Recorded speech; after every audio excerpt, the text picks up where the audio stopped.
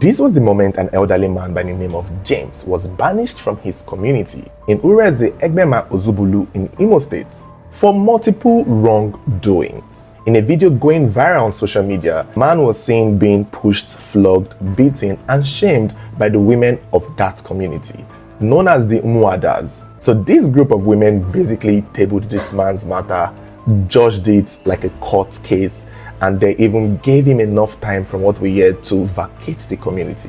But when he refused and looked down on them, he did not believe what was to come next. According to the person who made the post, Mr. James had multiple wrongdoings that the community people did not like. One of them included having to date widowers, sleep with married women, and neglection of his children.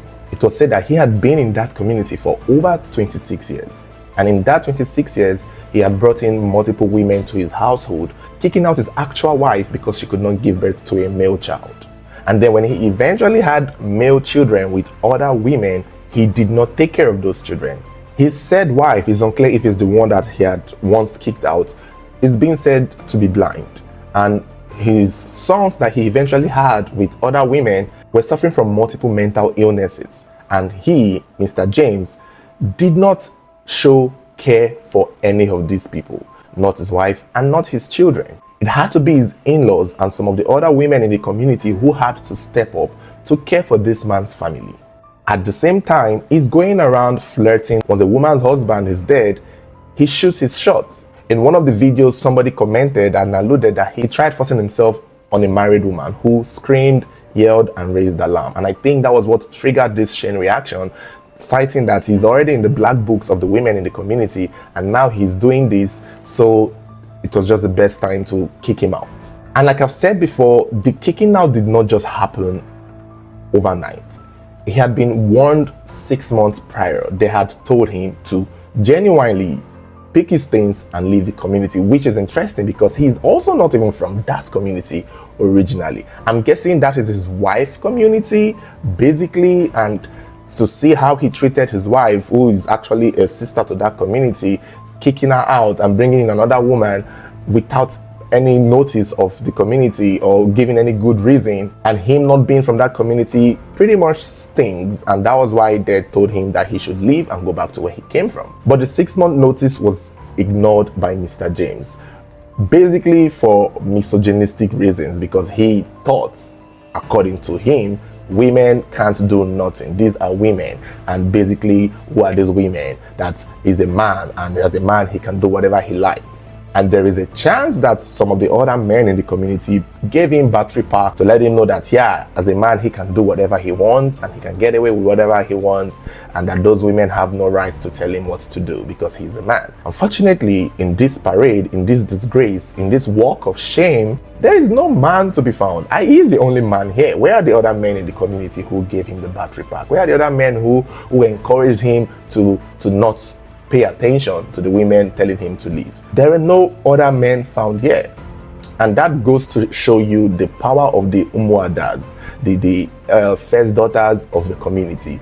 It's being said that they are some of the most powerful people in government in Igbo land. And once they get to hold your matter and table your matter, it's brutal. Not even the Umunams can stop or do anything. It's quite interesting to learn about these women. I never learned about them in school.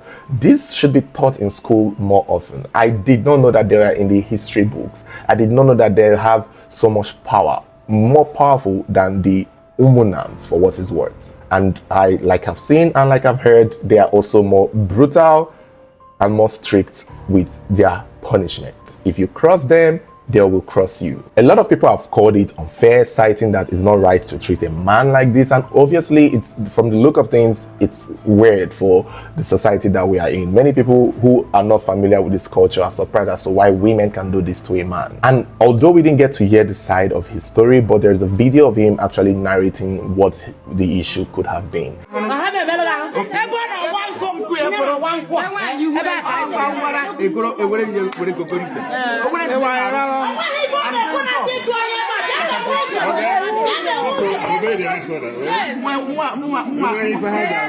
It's possible that he had given excuses and explained that he had tried his best, but There's a even lengthier video of 9 minutes where these women actually were sitting and talking, where these cases and the things and these atrocities were being brought and tabled. And there were multiple witnesses. There are people who could agree, and he had a chance to also speak up and explain situations. But by the end of the whole deliberation, they found out that he needed to leave. It was just time to go. If not for anything, if not for neglecting his wife, if not for kicking out his wife, if not for the fact that he's not taking care of his children, but if the accusation that he tried to force himself on a married woman is true, I guess that does it. That basically seals the deal. You already have a bad reputation, and then you go to do this. Maybe he's one of those men who would spend money to women outside but wasn't taking care of his family, and because of that, given the fact that his in-laws were also the ones taking care of his family, they saw that he was no good and it was time for him to leave. They basically packed him and his properties, which is interesting. They brought a truck for him. They took out his chairs, his buckets, his wardrobe, most of his basic properties were put as though he's a wife being kicked out of her husband's house. And they brought a truck for him to go back to where he comes from. Almost as though the banishment is set in stone. And his jerry cans, his phones, I'm actually positive that they would most likely give him a little bit of transport money. Not because they want to punish him and leave him stranded, just because they really want him gone. They really like, be gone.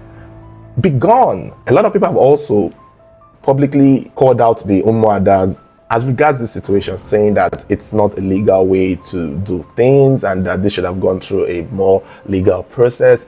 But at the end of the day, this is a society, this is a community.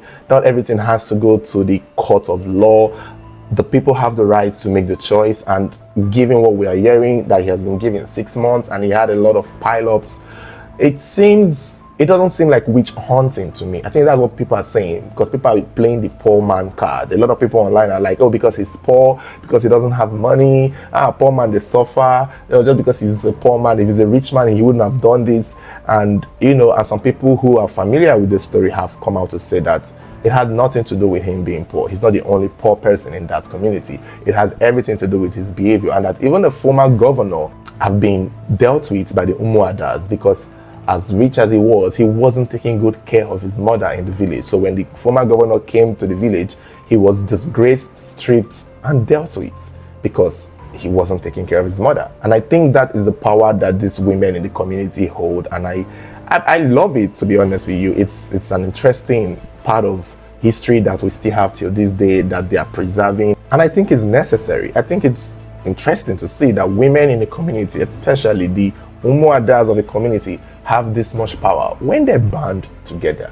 I like it. The fascinating thing about this is that the men were nowhere to be found. I'm like, where are the Umunams? I'm sure they are all hiding somewhere. I'm like, okay, this one big past me. This is not my problem. This is all your problem. Since they're all wives and they most likely would have told their husband, please sit your raggedy ass in this house. We're going to deal with this man. If we see any of you try to come and take his side, your issues also will be tabled. So don't do that.